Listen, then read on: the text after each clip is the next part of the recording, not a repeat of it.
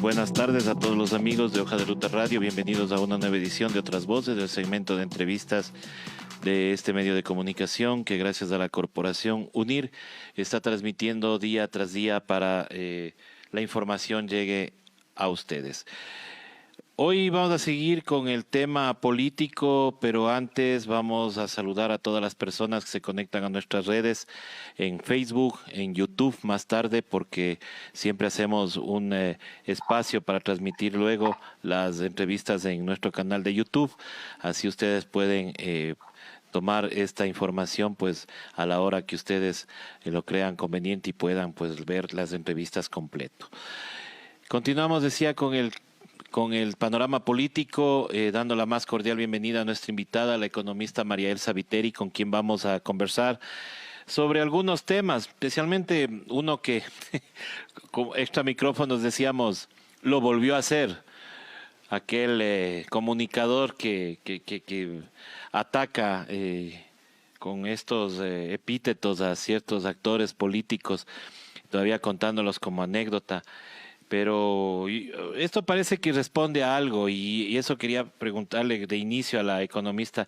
¿Usted por qué cree que vienen estos ataques de estas personas justamente en estas épocas de elecciones en donde quieren, digo yo, sacar provecho ellos de protagonismo, no sé, para hacerse ver y atacar a mujeres, en este caso, o alineadas a la corriente correísta? Muy buenas tardes, economista, y bienvenida. Buenas tardes, un abrazo fraterno a Hoja de Ruta Radio y a todos los que nos escuchan a través de este importante y sobre todo hoy importantísimo canal alternativo de comunicación. Bueno, yo lo planteé ya en una de mis cortas respuestas y lo dije sencillamente y claramente. Esto no es un ataque personal. Por supuesto que evidentemente involucran a una persona específica. Pero más allá del ataque personal va al ataque de género y más allá del ataque de género es el ataque a la diversidad. Es decir, dentro de la estrategia o dentro del pensamiento de este sistema capitalista y del salvaje neoliberalismo que estamos viviendo, realmente para ellos lo importante es atacar lo distinto a su pensamiento, lo distinto a lo que ellos plantean. Y fíjese, justamente fuera antes de iniciar esto decíamos, usted lo planteó, ¿no? Y yo inmediatamente le respondí, le dije, ¿lo volvió a hacer? No, no es que lo volvió a hacer. Lo mantienen como estrategia y como táctica. Y yo le advertí y le dije, no, pero ahora sumó un nuevo elemento, como claro, es un nuevo actor, como Carrión, ¿no, verdad? ¿Por qué? Porque lo que vimos ayer fue una evidente ataque a la diversidad de pensamiento con respecto a lo que hizo con respecto con Casado, ¿verdad?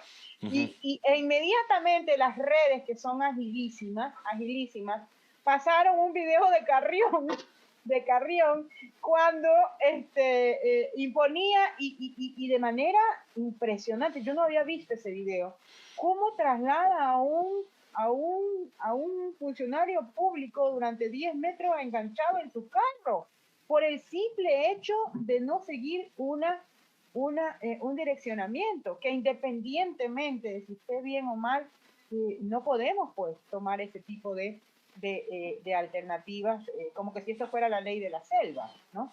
Entonces yo creo que esto deja plasmado perfectamente que evidentemente en estos momentos es cuando surge el ataque a la diversidad, porque desde siempre, lo que me han planteado o lo que nos han planteado es que la propuesta liberal, la propuesta neoliberal es como una ley natural, como si fuera una ley natural. Es decir, lo que intentan es apoderarse de la verdad. Si no estás con ellos, entonces te eliminan, te acaban, te desbaratan. Entonces mira cómo avanzan y cómo construyen hasta en lo más pequeñito.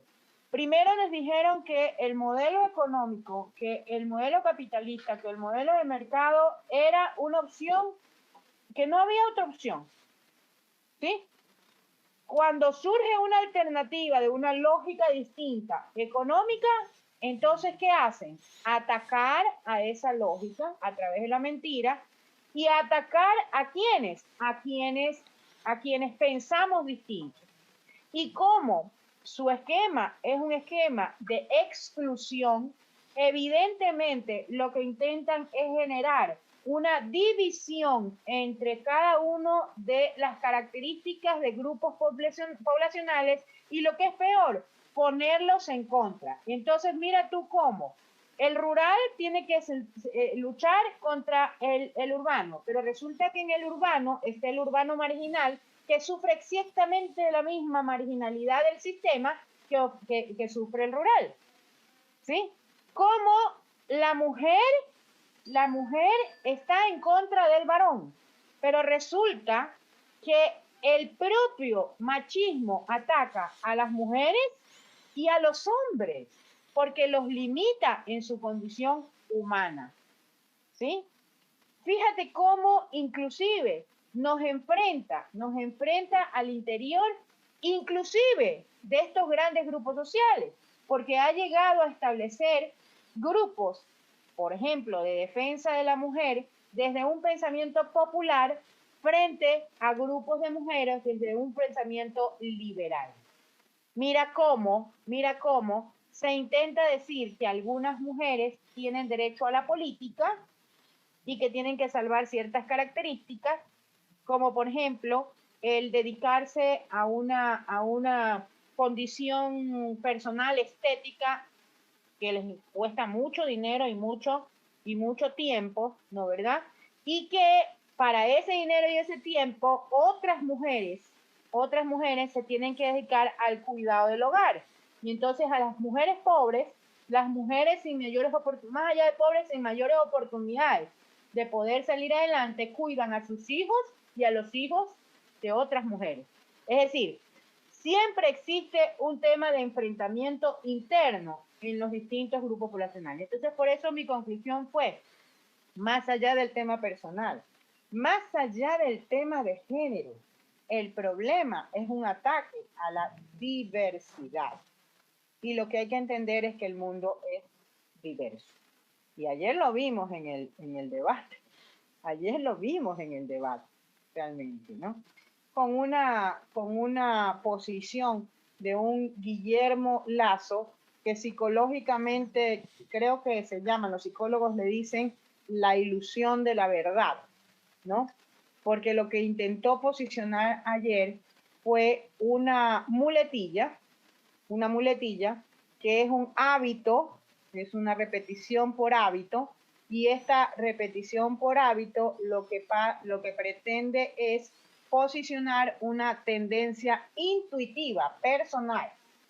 Entonces, su intuición personal trata de convertirla en una verdad universal a través de la repetición. Y esto ustedes los comunicadores saben que es uno de los elementos más trabajados, ¿no verdad? Y que no me sorprende que lo utilicen asesores políticos como el que tiene el señor Lasso. Claro, el debate ayer se dio, obviamente habíamos analizado que un debate que no fue tal, ¿no? O sea, porque primero mal organizado, una comisión de debates que hacía unas preguntas muy largas, una moderadora que se encargó solamente de leer esas preguntas y que no permitió justamente a ninguno de los dos candidatos dar las propuestas o digamos, dar a conocer la totalidad de sus propuestas. Y como bien dice usted, economista, vimos a un candidato Lasso que trató de posicionar una frase, la misma frase que alguna vez Macri le dijo a Daniel Scioli en Argentina, ¿no? El por qué mientes. Y acá es Andrés, mientes otra vez. Pero no creo que dio mucho resultado acá porque rápidamente en las redes le dieron la vuelta a ese Andrés mientes otra vez. Sí, yo creo que sí, yo creo que definitivamente es que está el problema, que los hechos son demasiado contundentes. Entonces, por mucho que se quiera repetir y repetir para volver una verdad, la gente vive, la gente en el día a día está sufriendo este tipo de situaciones, porque desde mi perspectiva, un elemento que va ligado al por qué mientes, ¿no? ¿Verdad? Es este elemento de posicionar o de retirar un posicionamiento que ya está dado, al decir 14 años de lo mismo, al decir 14 años de gobierno. ¿Por qué? Porque creo que realmente el problema fundamental está en que al Ecuador entero a nadie le queda la menor duda de que los 4 años de la traición fueron un gobierno de Lasso, de Bot y Borel, ¿no? Que no tenían nada que ver. Entonces, evidentemente, ahí hay una conjunción, ¿verdad? Hay una conjunción. Entonces, me parece que realmente lo que está claro, clarísimo, es que definitivamente Lasso es moreno, ya ese sí, ya es un posicionamiento que no lo pueden salvar. Entonces están tratando de moverse en esa línea. Yo no soy comunicadora, pero lo veo desde la perspectiva de lo que le afecta a los ciudadanos, ¿no? Estos mensajes de comunicación, porque lo que sí hago es cuestionar realmente lo que me presentan como verdades, ¿no? Exactamente. Y no creer por repetición, sino que lo comienzo a cuestionar. Entonces, en mi cuestionamiento, yo digo, ¿cómo voy a decir que este gobierno o que Arauz es parte de este gobierno cuando es evidente que solamente con la entrada de Richard Martínez, ¿no?, se comenzó a perpetrar toda una diferenciación de lógica económica completamente distinta? ¿Cómo voy a pensar que Arauz es este gobierno si las leyes humanitarias, las del perdonazo de impuestos y los de cambios de tratamiento tributario que han dado todas las facilidades y los privilegios, ¿a quiénes? A los amiguis, como dicen los chicos, ¿no, verdad?, del señor Lasso. ¿Cómo es evidente que se lograron con un apoyo del candidato Lasso? Y definitivamente, si uno toma el programa de gobierno perdedor de las elecciones pasadas, fue el que se implementó. Y si uno toma el programa de gobierno ganador de aquella época, si uno se da cuenta que no ha existido absolutamente ningún cumplimiento. Entonces, más aún, ya pues, la cereza del pastel, pues, yo creo que a nadie no le queda duda, le queda más que claro con el tema de la vacunación VIP.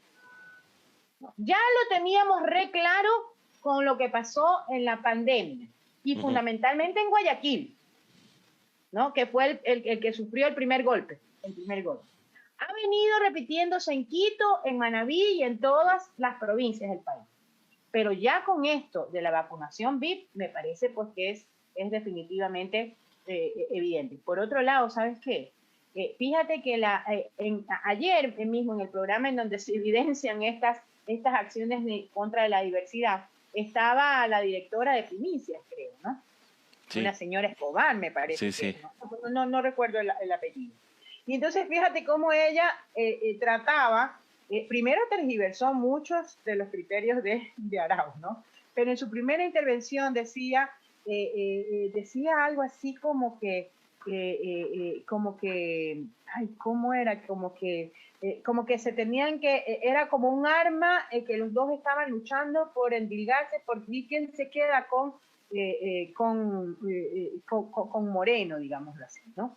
Y a mí me pareció realmente absurda la posición y el establecimiento de como si hay duda a quién le corresponde, en qué lado está Moreno. Porque yo creo que es más que obvio, ¿no?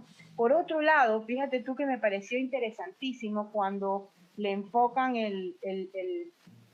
la cuestión del tiempo a ¿cómo es que se llama? A Casado, ¿no? Uh-huh. ¿Por qué? Porque lo que hay que notar es una cosa. Fíjate tú que Guillermo Lasso no pudo sostener el debate. A tal punto que inmediatamente en hora 25 tienen que ponen a 3 comentaristas, pero 2 de 3 en contra de Lasso. Uh-huh. Y hoy en la mañana, Ecuavisa dedica prácticamente todo contacto directo, no solamente trayendo a su personal de refuerzo como, ¿cómo es que se llama? Basabe, ¿no? Sí, ¿verdad? Santiago Basabe. Sino que lo pone al propio Lasso, ¿sí? Al propio Lasso. Entonces tú te das cuenta que el debate en realidad continúa, pero en condiciones disparejas. Claro. Y adicionalmente, esta señora Escobar hace mención y dice que ella hubiera esperado que el debate sea más en referencia al tema económico, que es lo que realmente urge a los ecuatorianos. Y tiene razón. Pero el problema es que eso no dependía de los candidatos, dependía del CNE. Entonces esa réplica no era hacia los candidatos, sino al CNE. Pero ojo, lo que sí es importante ver lo que pasó en el debate fue que precisamente la primera parte, que era esa parte, Guillermo Lasso estuvo completamente descompuesto, totalmente desubicado, totalmente sin una línea de conducción, sin una capacidad siquiera de mantener una respuesta sin mirar a unos papelitos que tenía escritos. La sensación que todo el mundo tuvo y los comentarios inmediatamente en el momento eran de que este señor está leyendo. Parecía que tenía las respuestas ya escritas, ¿no? Como que tenía respuestas escritas. Claro. Y justamente la mayor cantidad se dio en esta primera etapa, precisamente en la parte que yo coincido con la señora Escobar, creo que es, ¿no? Sí. Escobar, yo coincido con la señora Escobar, que era lo que realmente debió haberse centralizado en el debate, pues, ¿no? Pero claro, ahí viene una reflexión. Era la pelea entre el tigre y el burro amarrado, pues. ¿No, verdad? Sí. Era así, pues. Y de hecho se notó enormemente. Se notó enormemente.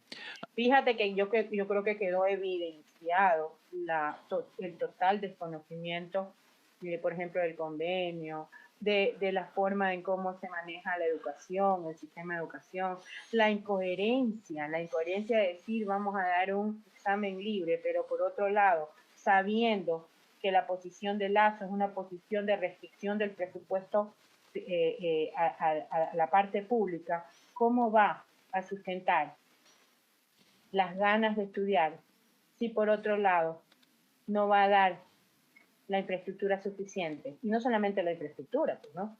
Sino los elementos humanos, el talento humano que se necesita para sustentar una adecuación de un tipo como la que esperamos. Entonces, claro, ahí tú ves que el direccionamiento no es sino hacia la privatización de la educación. Pero Así entonces es. ahí, ¿quién se va a quedar sin educación? Claro, Entonces, el tema de becas también eso dejó preocupadísimo a todo el mundo porque él habló de claro, becas, pero luego dice para que los chicos vengan, trabajen acá y paguen lo que les costó. Eso ya no es beca, pues eso ya es préstamo de crédito educativo. eso es más o menos como lo que ocurre en el sector rural. Yo te doy los insumos, pero cuando coseches, primero entro yo a recuperar la cosecha.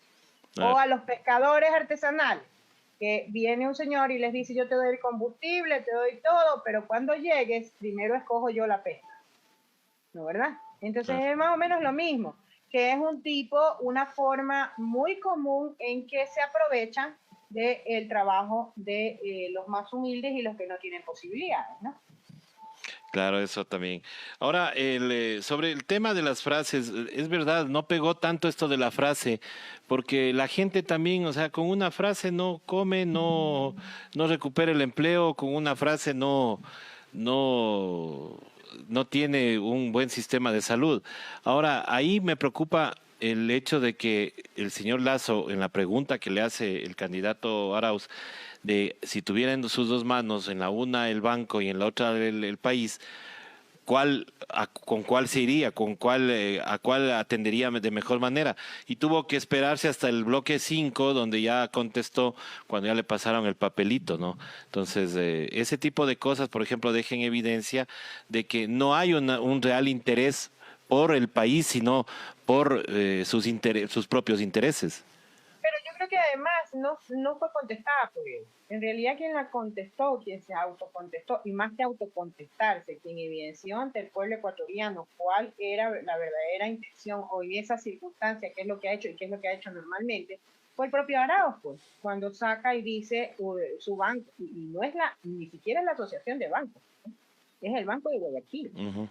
¿Verdad? El Banco de Guayaquil es el que pide la reestructuración de los sectores o de los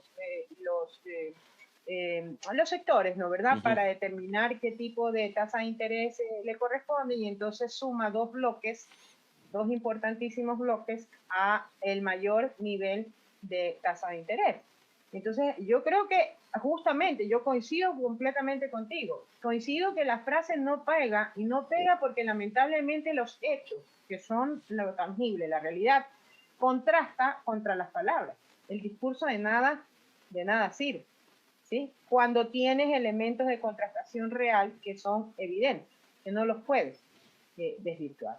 Yo creo que un momento en donde realmente se lo vio completamente turbado fue cuando Andrés le presenta la casa y le presenta todos los depósitos en ese cartoncito, y se ve que él realmente sale de su sitio de confort, ¿no, verdad? Y no atina sino a decir, este es el nombre de mi esposa María de Lourdes. Hasta donde yo sé, la esposa María de Lourdes es la misma familia que él. Y cuando uno está casado es lo mismo, Claro, es lo mismo. ¿no? A menos que ellos tengan esa política de separación de bienes, que ya más bien va por el lado no de cuando uno se casa, que se casa por compromiso, se casa por convicción con una persona, sino que va más del lado de casarse desde la perspectiva del contrato, porque hay que hacer una diferencia. Cuando uno se casa con una persona, uno se casa por lo civil, que en realidad es un contrato, en donde tú puedes hacer división de bienes, ¿no, verdad? Separación de bienes. Pero si tú te casas por lo religioso, te casas desde una perspectiva de un compromiso personal. ¿Te parece que al señor Lazo, o sea, yo supongo que él cuando dice es de María de Lourdes, me imagino que tendrán división de bienes, no sé, pues no, porque si no es una mancomunidad, porque acuérdense que cuando uno es matrimonio se acaba el tú y el yo, y comienza el nosotros, pues, ¿no? Y es lo mismo.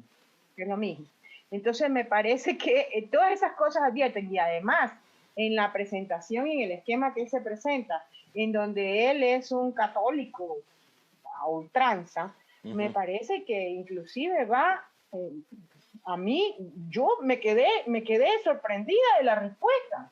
Me quedé sorprendida de la respuesta porque me parece que inclusive tiemblan los simientes de las creencias personales. Claro, O sea, claro que ¿quién sí. es este señor? ¿En qué cree? O sea, Es que ahorita lo que cree es no, en llegar a Carondelet como sea. O sea, ahí no importa las creencias, ahí ya no dejó de lado importa todo. nada, ya no me importa nada, ¿no? Claro. Entonces, a mí, por ejemplo, ese momento que a lo mejor desde el punto de vista político, desde el punto de vista del análisis de la parte económica, de la parte técnica, no impacta mucho, pero a mí personalmente, como yo sí soy humana y yo sí me fijo en ese tipo de cosas, a mí me impactó. Y me impactó porque se supone que él defiende la familia. Se supone que o sea, si él no entiende la unidad desde su núcleo familiar, imagínate lo que será la unidad desde el núcleo, porque es mucho más complicado entender la unidad social, pues, ¿no? Claro. O sea, no importa que no sea yo, no importa, es mi esposa. Da lo mismo, pues. Y habrá que ver dónde trabajó la esposa, pues, para tener todo. Y aparte habrá que ver si ella no es la representante legal de las empresas que están a nombre de O esas sea, casas. pero, y habrá que ver también cuál es el origen, pues. Exactamente. ¿No? Y entonces, mira tú todo ese tipo de elementos. ¿Por qué? Porque, ojo, yo soy convencida, cuando se elige a una persona para manejar los destinos del país, de la ciudad, de la provincia, es decir, cuando hay una responsabilidad social, uno sí tiene que fijarse en la calidad moral, en la ética. Uno tiene que fijarse en esa composición integral del ser humano. ¿En qué demuestra? Y para mí ayer, con esa sola presentación de esta hojita, fue un remesón a todo lo que supuestamente representa y él da a conocer desde su perspectiva personal.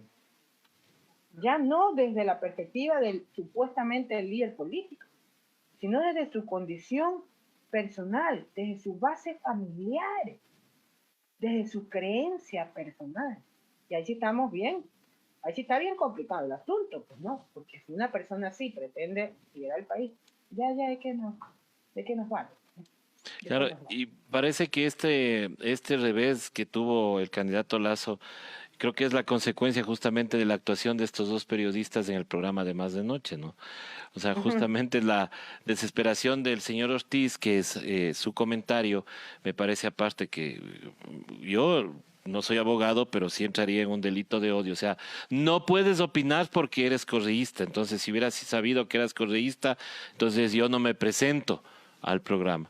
Y el otro Ujú. señor indicando que, bueno, aquí, por ejemplo, nosotros invitamos, dejamos de hablar al invitado porque para eso es, para que nos exponga a las preguntas que nosotros hacemos, no para decirle aquí soy yo el que mando, yo sé, yo te sometes a lo que yo te digo.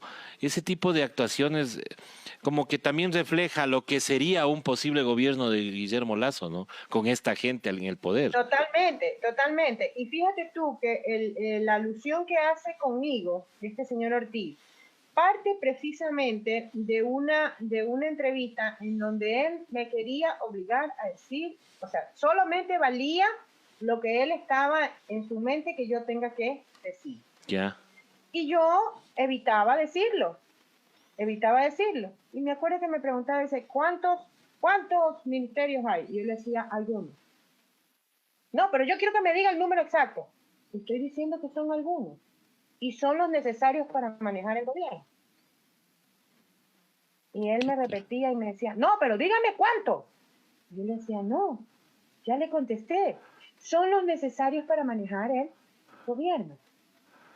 Ya entramos en ese esquema, ¿no? En ese esquema. Entonces me dijo, entonces, ¿sabes lo que hizo? Lo que hizo fue en ese, por eso yo lo reto que presente el verdadero video. Ya, Porque lo que él hizo fue, bueno, la ministra no sabe, la ministra no quiere contestar, así que en este momento se acaba la entrevista. Nos vamos a corte comercial. Se fue a corte comercial. No hubo nada de que yo me saqué el micrófono, me voy, que ni sé qué, que ni sé qué. Nada de eso existió. Lo que sí fue verdad es que, bueno, yo no estaba al cabo de saber que en ese entonces yo pesaba casi 400 libras y yo no estaba al cabo de saber los antecedentes de que no habían previsto una silla adecuada para mí. Escúchame, yo nunca quise ser más ni menos de lo que era. Y claro. yo al contrario, siempre que iba a un lugar, la gente, más que nada yo siempre iba a lugares de gente del pueblo. La gente se procuraba imponerme, no te imaginas, cantidad de sillas y todo, y yo no me sentía segura. Entonces yo siempre les decía, compañero, póngame un banquito. Así me siento yo segura. Y todos me decían, pero ¿cómo, ministra? Póngame el banquito que así me siento más cómoda. Claro. Porque además ser gorda no es un crimen, pues. No, No es un pues, pecado, pues. O sea, no es un pecado, pues, ¿no? ¿Verdad? Entonces, bueno, pero fíjate tú que yo no estaba al cabo de saber, y lo que sí yo puedo asegurar, eso no está filmado, lamentablemente. Entonces ahí, bueno, en los que quieran creerle a la ex ministra, le creerán a la ex ministra. Y los que no, tendrán que sujetarse a lo que ya, lo que sí, pues, cuando salgan los videos para que vean que yo nunca me saqué el micrófono, ni que fui, ni que me voy, que por aquí, que por allá, se darán cuenta de quién miente o no quién miente en el hecho. Lo que sí fue verdad es que una vez que me pusieron efectivamente una silla ATU, vino, me imagino que ha haber sido la que dijo que la gorda no entra, y me bajó de la palanquita, pues no, esto de que bajan, sube ujú. o baja la silla, me la Sí, sí, bajó al máximo y a él le pusieron un par de cojines. ya, para que ¿Por quede al qué? mismo Porque nivel. evidentemente la diferencia entre mi altura y la de él era evidente, más aún considerando que tenía 400 libras y que evidentemente eso te aumenta el volumen hacia arriba cuando te sientes, ¿sí? Exactamente, claro. Entonces, para que veas, ¿no? Que son los temas que se manejan. Pero en todo caso, seguimos y lo más importante no son esos temas. Lo importante de todos estos detalles es realmente ver el fondo. ¿A qué responden? ¿A qué responden? En primer lugar, escuchen. El problema no es mío de haber sido obesa. El problema no lo tenía yo me pasé por el mundo y lo que es mejor, me pasé por el mundo dejando al Ecuador alto en dignidad y en soberanía. A ver. ¿Sí me explico? Sí, sí, sí. Ese no es el tema. Exacto. Ese no es el tema. El tema es atacar a la gente que tiene que dar una propuesta adecuada. Ahora, cuidado, porque aquí no se pueden mezclar los hechos. Aquí se tiene que evidenciar, como lo dijo este señor Navas en el tweet. Si lo de Marcela Guiñaga es vomitivo, lo de María Elsa Viteri es incalificable. Exactamente. Porque yo me solidarizo con Marcela, es vomitivo. Pero escúchame. En última instancia, yo pensaría que mucha gente es debatible el tema a lo mejor de lo que sea o no sea en el manejo de Marcela Guiñaga como ministra de Ambiente en su momento. ¿Sí? Y eso es algo que eso es normal en todos los ministros que tenemos que decir. Pero en mi caso, rebatir una condición física. O sea, no tiene sentido. Así es. No tiene sentido. A mí díganme si en mi ejercicio hay un solo indicio de duda, de no. 1.500, un centavo. ¿Sí me explico? Claro, eso es lo que... Es lo que a ellos más les interesa. Exactamente, que debería interesarles de eso. Eso es lo que debería interesarles. Eso es lo que más les interesa. Claro. Escúchame, alguna vez yo me comí una empanada adicional de la que dieron en alguna reunión oficial, como para decir que yo comí más de lo que le ofrecían a otros.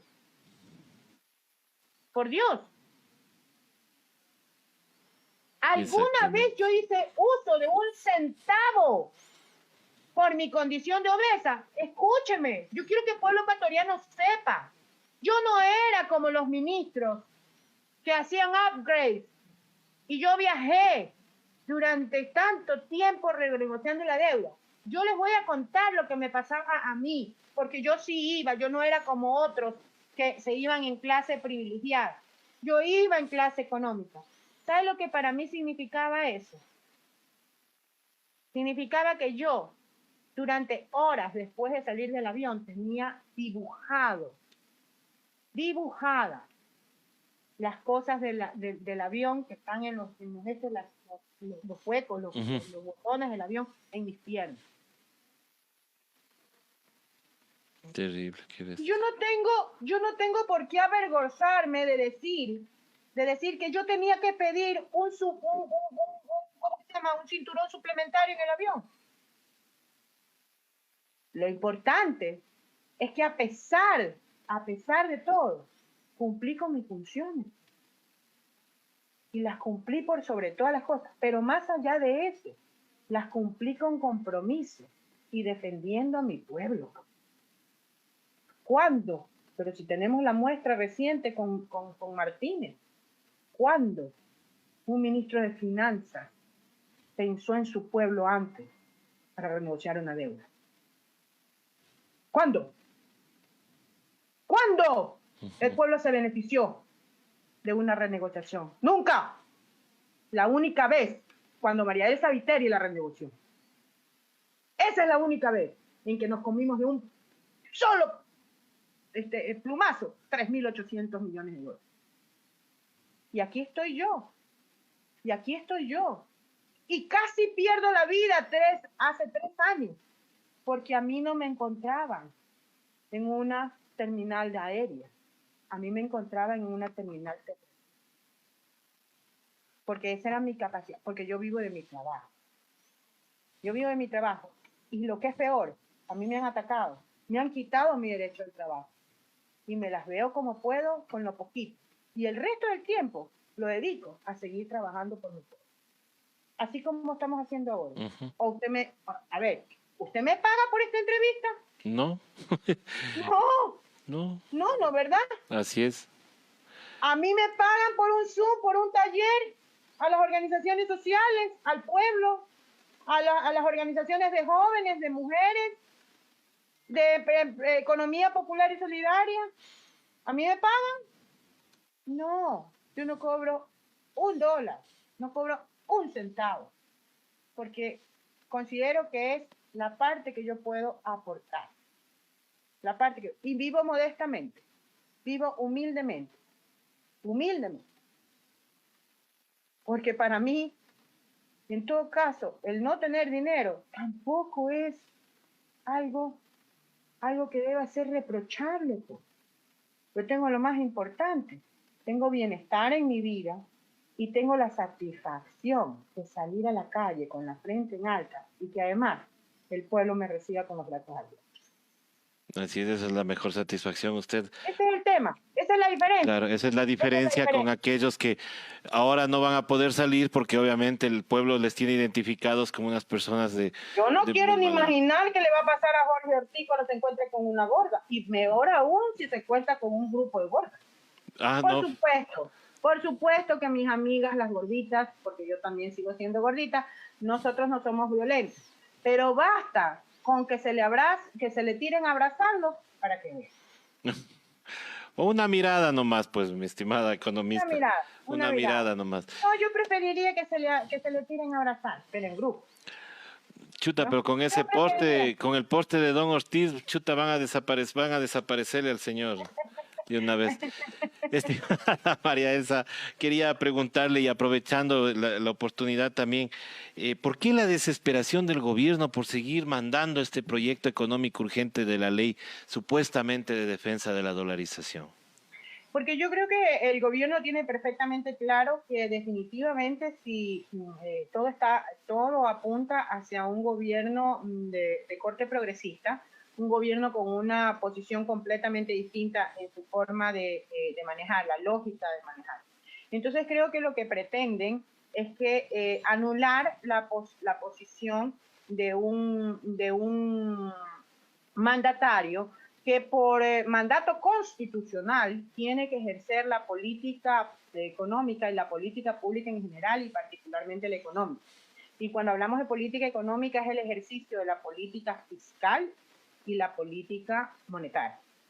Entonces, de esta manera, lo que intentan es que a pesar de que democráticamente el pueblo ecuatoriano elija una visión y una lógica de manejo económico distinta a la que ellos imponen, de esta manera pueden truncar el tema de que se cumpla constitucionalmente con el establecimiento de un esquema organizado, planificado, coordinado. Y más aún, fíjate que en esa ley también incluyen un elemento importantísimo que podría significar y que de hecho ha estado significando, como es la intromisión en la política fiscal. ¿A través de qué? A través del endeudamiento externo, a través de las posibilidades de endeudamiento, porque automáticamente eso afecta directamente al financiamiento del presupuesto, que es la principal herramienta de la política fiscal. Mira tú, no solamente que controlarían el tema monetario, sino que adicionalmente controlarían también un supuesto comité de endeudamiento que sería el que mañana, supuestamente con el beneplácito del ministro de Finanzas, determine la posibilidad o no de endeudamiento. Y entonces eso nos llevaría a que la política fiscal, la política tributaria, se condicione a la liquidez que puedan obtener, lo cual implica y va directamente hacia el tema de que si privilegias, si le das rienda suelta, si le das viabilidad a que el pago de la deuda sea lo primero, evidentemente la variable de ajuste va a ser la variable que usualmente tienen los gobiernos neoliberales y que ya lo han demostrado, que es el gasto social. Entonces, nanis, educación, nanis, salud, nanis, seguridad para el pueblo, ¿no, verdad? Vamos a seguir con los mismos esquemas que tienen. De hecho, fíjate tú que uno de los planteamientos que hace el Fondo Monetario Internacional y que ya a través de otras leyes lo han impuesto es el famoso cambio de cómo elaborar el presupuesto general del Estado, con la famosa top-down. ¿Qué significa eso? Significa ya no, la planificación ya no actúa, ya no es de abajo hacia arriba, ya no son las necesidades las que imponen la distribución del presupuesto, sino que es el super Dios, ministro de Finanzas, el que determina a quién le da plata y a quién no. Es decir, volvimos a la época del pasado. Claro, entonces, de esta 90. manera, cerrarían completamente el círculo del manejo no solamente de la política monetaria, sino también de la política fiscal. Es decir, tendríamos a un presidente sin la posibilidad de lo que la Constitución dice, que es el manejo de la política económica. Que sería terrible. Estimada economista, queremos agradecerle por haber estado con nosotros aquí en Hoja de Ruta. Siempre es un gusto tenerle para tener su criterio, porque es importantísimo conocer esto. Le dejo para su mensaje final a la ciudadanía.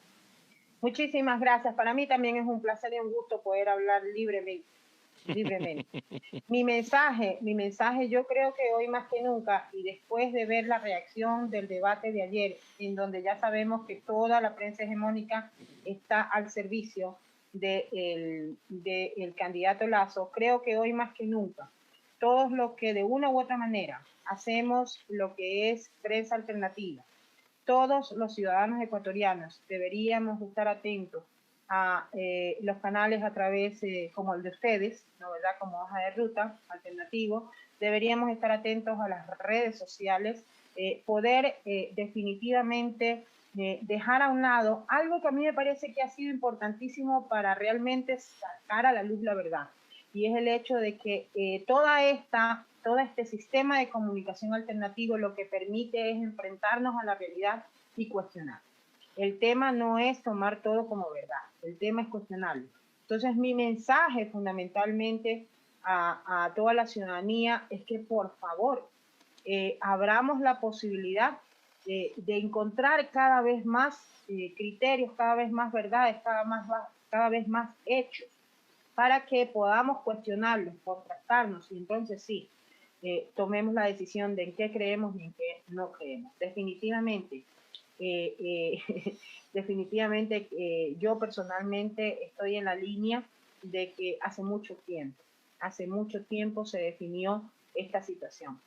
Yo voy por el país, voy por el pueblo, voy y le apuesto a mi pueblo y defiendo a mi pueblo. Por lo tanto, voy por la democracia y por lo tanto voy por los verdaderos demócratas. Y esos verdaderos demócratas hoy están representados por Andrés Arauz. Yo definitivamente declaro públicamente, mi voto va a ser con el progresismo y mi voto va a ser esperando realmente tener la oportunidad de que la gente que sabe pueda salir o pueda hacer lo que este país lamentablemente necesita con urgencia, porque vamos a quedar exterminados después de un gobierno en donde Lasso ha sido el mentor más importante, puesto que su programa de gobierno pasado ya se implementó a través del gobierno. Así que, compañeros de lucha, compañeros compatriotas, si pensamos en la vida, tenemos que pensar seriamente en que de una vez por todas no podemos permitir que ninguna artimaña nos haga perder la democracia y nos haga perder nuestra verdadera decisión. Muchísimas gracias a la economista Marielsa Viteri, con quien hemos estado en esta conversación que sirve para que ustedes puedan sacar sus propias conclusiones. Estimada Marielsa, un abrazo a la distancia. Muchísimas gracias por haber estado con nosotros. Nosotros regresamos más adelante con más aquí en Hoja de Ruta Radio. Gracias a usted. Un abrazo. Un abrazo también. La comunicación necesita nuevos actores, nuevos debates, otras voces. El segmento de entrevistas con César Armando Bermeo en Hoja de Ruta Radio. Bienvenidos.